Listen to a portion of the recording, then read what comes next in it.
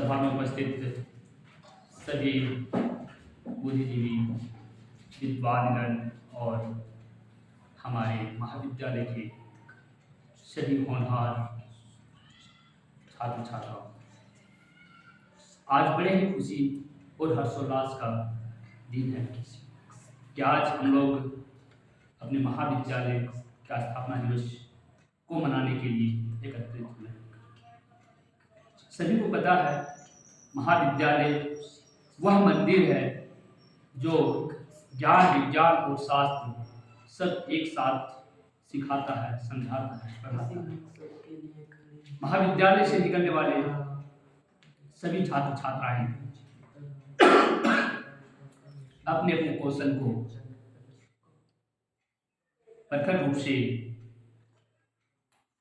व्यवस्थित रूप से सीखते हैं और उन्हीं कौशल से अपने देश, अपने राज्य, अपने गांव, अपने समाज और अपने परिवार का एक अच्छा निर्माण करता बनते हैं। जो भी छात्र छात्राएं इस महाविद्यालय से पढ़ करके निकले हैं, उन सबों से अगर जाकर के मिलते हैं तो बड़ा ही खुशी महसूस होता है कि जो बच्चे अपने अल्प आयु में ही पढ़ाई को छोड़ करके काम धंधों में लग जाते थे, कुछ बच्चे मजबूरीवश काम में लग जाते थे, कुछ बच्चे जानबूझ करके काम में लग जाते थे और कुछ बच्चे तो ऐसे हैं जो सब कुछ होने के बाद भी हमारे गांव, हमारे पंचायत, हमारे नजदीकी क्षेत्र में शिक्षा का समुचित व्यवस्था न रहने के कारण भटक जाते थे और नशे का शिकार हो जाते थे, अपने जीवन को बर्बाद करने की लक्ष्य की ओर बढ़ते थे। इन्हीं सब चीजों को देख कर करके हमारे महाविद्यालय के स्थापना करने वाले अपनी कठिन परिस्थितियों को झेलते हुए अपने जीवन की संघर्षग्रस्त जीवन में आने वाली कठिनाइयों, शिक्षा के प्रति प्रेम और शिक्षा से वंचित रहने के कारण जो कठिनाइयां होता है दोस्तों के साथ, मित्रों के साथ, उन सबको देखने, सुनने, समझने के बाद यह बीड़ा उठाया कि अपने गांव में ही हम समुचित शिक्षा का व्यवस्था करेंगे। बहुत ही अथक प्रयास के बाद एक छोटी सी कोचिंग सेंटर, संगम कोचिंग सेंटर के नाम से चलाना शुरू किया, लोगों को ट्यूशन देना शुरू किया, घंटे डेढ़ घंटे का ट्यूशन दिया। वही बच्चे जब 10th को पास किए, अब उनके पास ये काफी कठिनाई हुआ कि अब पढ़े तो पढ़े कहाँ, क्योंकि हमारे क्षेत्र में इंटर की पढ़ाई होता नहीं था। तो बच्चों के इस क्षेत्र से निकलने के बाद फिर क्या होता है, एक रिश्ता जो था रोज मिलना जुलना, वो ट्यूशन तक ही माध्यम था, वह दिन धीरे धीरे कट गया। लेकिन एक साल बाद वही बच्चे जब मिले या फिर उन कस्बों से गुजरे जिन कस्बों में उन बच्चों को होकर आना पड़ता था, तो वहां पे जब देखे तो कुछ बच्चे नशे का शिकार हो चुके हैं, कुछ बच्चे भटक चुके हैं, कुछ बच्चे कम उम्र में ही शादी ब्याह करके अपने जीवन के यथोचित जो जीवन का जो मनोरंजन था, जीवन का जो समुचित विकास था, उस विकास में बाधा उत्पन्न करवा ली है। इन सब चीजों को देखने के बाद उनके गार्जियनों से मिले कि आखिर पढ़ाई को क्यों छुड़वा दी। आपके बच्चे काफी मेहनतकश थे, काफी जुझारू थे, हर एक बातों को अच्छी तरह से समझ लेते थे और इसमें कुछ विशेष करने के हुनर था, फिर भी आप इनका पढ़ाई को बीच में क्यों रोकवा दिए। तो सुनकर बड़ा कष्ट हुआ कि बाबू भेजेंगे तो कहाँ भेजेंगे। अभी गांव के बच्चे हैं, सड़कों में उतनी गाड़ियां भी नहीं चलती, सड़कें भी काफी दुर्दशा खराब थी, गाड़ियां सुबह निकलती थी तो शाम को लौटती थी, दिन भर बच्चे कहाँ भटकेंगे, काफी मजबूरी था, लोग इसी कारणवश छोड़ देते थे। कई गार्जियनों से मिलने के बाद इस तरह की बातें सुना तो एक आध गार्जियन ऐसे भी थे, बाबू तुम ही कुछ कर दो अगर है तो। फिर कई गार्जियनों के दुख और बच्चों की इच्छा को देखते हुए बड़ी ही कठिन परिस्थितियों से गुजरते हुए स्वामी विवेकानंद महाविद्यालय का स्थापना किया गया 2016 में, और तब से गांव में ही रह करके बच्चों ने इंटर की पढ़ाई को शुरू किया। 11th-12th का पढ़ाई शुरू करने के बाद बच्चों का जिज्ञासा बहुत अच्छा रहा, रिजल्ट अच्छा रहा। 11th-12th पढ़ने के बाद ही कुछ लड़कों ने, कुछ लड़कियों ने अपनी जॉब को हासिल किए, सरकारी नौकरियों तक पहुंचे। इन सब चीजों को देखते हुए गांव के लोग थोड़ी सी जागृत हुए और अपने बच्चों को क्लास भेजना शुरू किया, पढ़ाई को शुरू किया और इस तरह से पूरे क्षेत्र में पढ़ाई का, शिक्षा का एक दौर चल पड़ा और अब हर घर से कम 12th पास बच्चे जरूर मिलेंगे। इनसे 2016 के पहले के बच्चों को देखिएगा, 2016 से पहले जो पढ़ रहे थे उन घरों में जाकर के पूछिएगा बाबू कितने तक पढ़े हैं, तो आपको 7, 8, 9 से ज्यादा नहीं बताएंगे। 2-4 बच्चे ऐसे बताएंगे जो 10th तक पढ़ने के बाद छोड़ दें। पढ़ने की इच्छा है लेकिन व्यवस्था नहीं रहने के कारण लोग छोड़ देते थे। अब कुछ बच्चे 10th-12th पढ़ने के बाद अच्छी पोजीशन में गया, उन बच्चों ने भी थोड़ा हौसला दिया कि सर हम लोग तो अच्छी जगह पे थोड़ी मार्गदर्शन मिल गया तो हम लोग इस लेवल में आ चुके हैं, तो आगे क्या करें। तो उन्हीं सब चीजों को देखते हुए क्या किया गया कि इस महाविद्यालय से ही, राष्ट्रपिता स्वामी विवेकानंद इंटर महाविद्यालय से ही ग्रेजुएशन, MA, MBA से लेकर के उच्च शिक्षा, उच्च कोटि तक के शिक्षा व्यवस्था के साथ जुड़ाव बढ़ाया।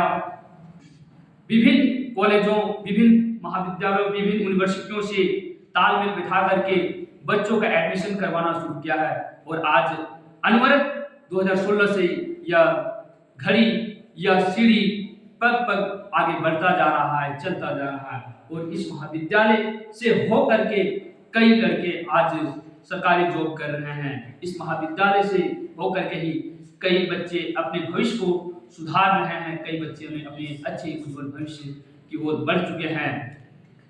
हालांकि कुछ लोगों का ये कहना है जो हर एक जगह देखने को मिलेगा, जहां पॉजिटिव है वहीं नेगेटिव देखने को मिलेगा।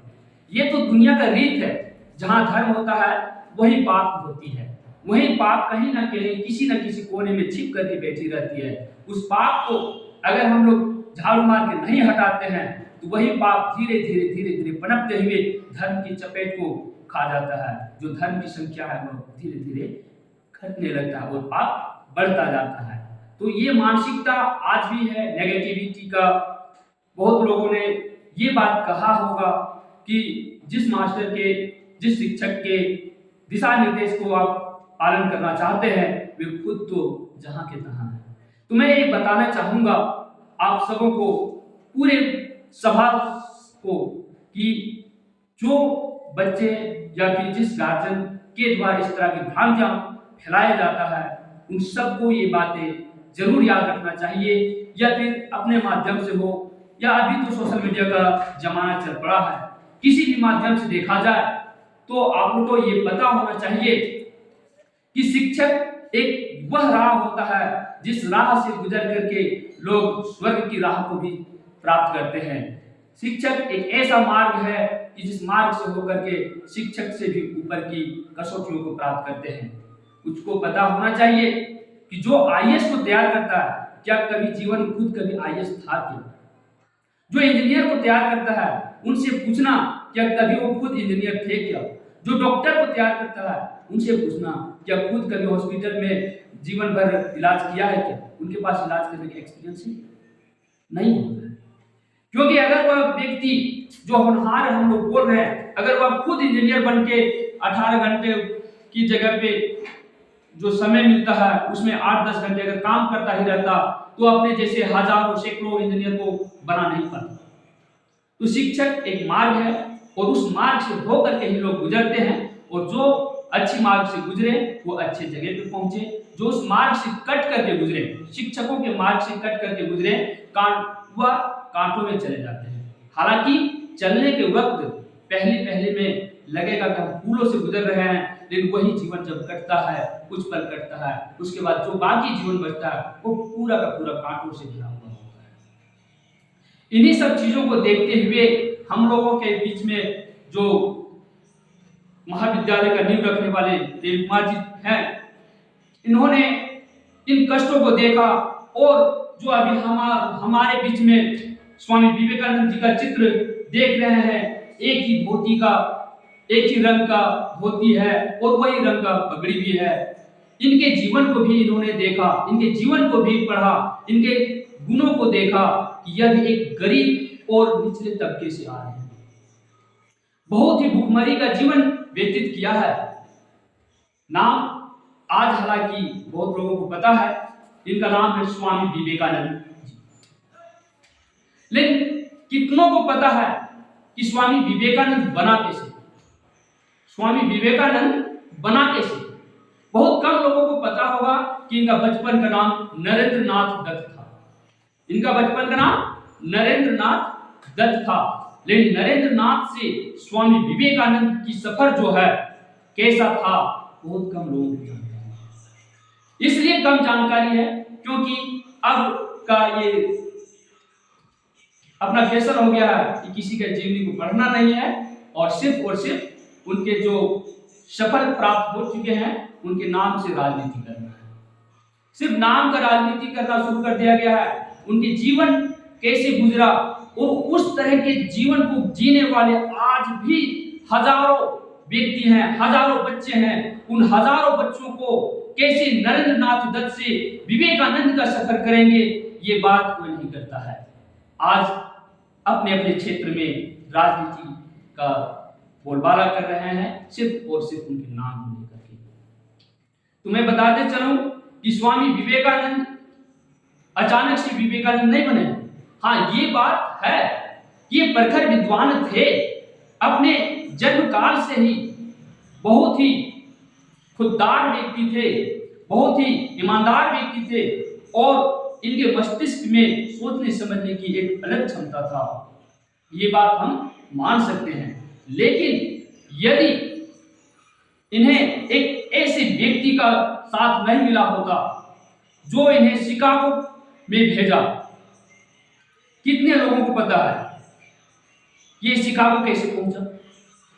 बहुत लोग बोलेंगे कि स्वामी विवेकानंद जी शिकागो में भाषण दिए, धर्म सम्मेलन था शिकागो में, वहां गए, भाषण दिए, तो फिर अपने बातों से लोहा मनवाया और विश्व शिखर में सबसे ऊपर की कसौटी में अपने आप को पाया।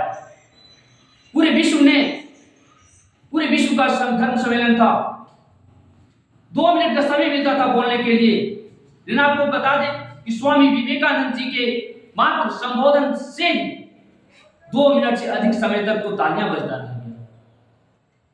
2 मिनट से अधिक समय तक तालियों की गड़गड़ाहट गूंजता रह गया। लेकिन क्यों? क्या विवेकानंद के पास इतने पैसे थे जो भारत से शिकागो तक पहुंच पाए?